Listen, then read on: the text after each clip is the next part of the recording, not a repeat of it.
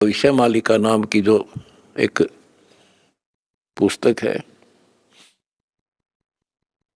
उसको बहुत ही सटीक मानते हैं। और उसने यहाँ तक बता रखा है, जैसा कि वो भविष्य वक्ता की जो वाणी पढ़ते हैं, जो वहाँ के जानकार हैं, प्रचारक हैं, वो बताते हैं कि उन्होंने जो 600 वर्ष पहले कहा था वो आज सारा पूरा हो रहा है।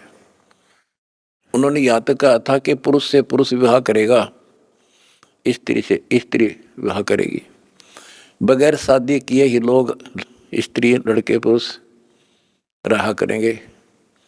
तो वो आज हो रहा, उस समय वो होगा परिवर्तन। तो ऐसी सटीक जिन्होंने भविष्यवाणियाँ की थी, उन्होंने फिर अपनी जीवनी बताई है। तो जिन्होंने अपनी जीवनी बताई है, औरों की बताई है जो कितनी सटीक थी, तो उन्होंने अपना जो बताया है तो वो इतना ही सटीक है। एक ने बताया कि मैं पहले सतयुग में कृपाजला नामक ऋषि था, फिर मैं नील बना, फिर सुदामा हुआ, और अब मैं अच्युतानंद हूँ।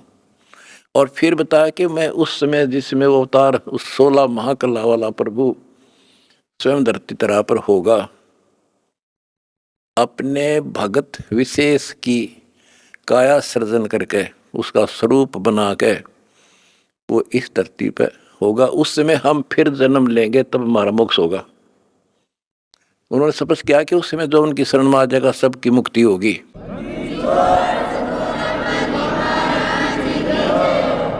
दूसरे ने कहा कि मैं सतयुग में मार्कंडेय ऋषि था, दास कथा सुनाया करता आपको।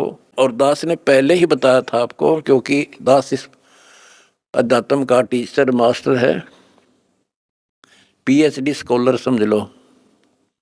उसी समय दास कहा करता था कि मार्कंडेय ऋषि इस बात पर फूल रहा है कि वो ब्रह्म की साधना करता है, और इसलिए इंद्र को कहता है कि इंद्र तू छोड़ दे इंद्र की गद्दी, आजा तुझे ब्रह्मलोक की सैल करा दूं, यानी वो विधि बता दूंगा जिससे तू ब्रह्मलोक चला जाएगा। और मार्कंडेय ऋषि ब्रह्मलोक में गया ब्रह्म साधना करके, और वो फिर क्या बना? वो कहता मैं सतयुग में मार्कंडेय ऋषि था, त्रेता में हनुमान। दास ने आपको क्लियर कर रखा है कि तप से और ओम नाम के जाप से, ओम नाम के जाप से ब्रह्मलोक प्राप्ति होती है, तप से सिद्धियां बन जाती हैं। तो वो सिद्धियां प्राप्त कर ली इसने। ओम नाम की कमाई ने उसमें महास्वर्ग ब्रह्मलोक में नष्ट कर दी, और फिर बना हनुमान। बता,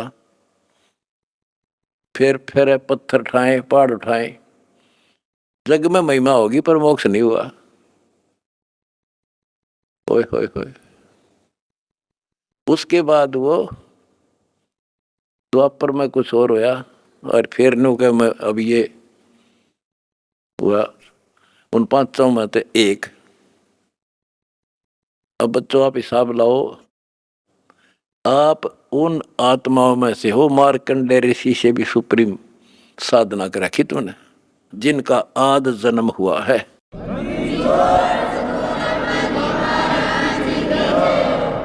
गरीबदास जी ने कहा कि नारद मुनि से केते वर्णो, जो उधरे सो सतगुरु शरणो। इन नारद मुनि की क्या महिमा गाओ हो, इस जैसे कोई गिनती नहीं इनकी।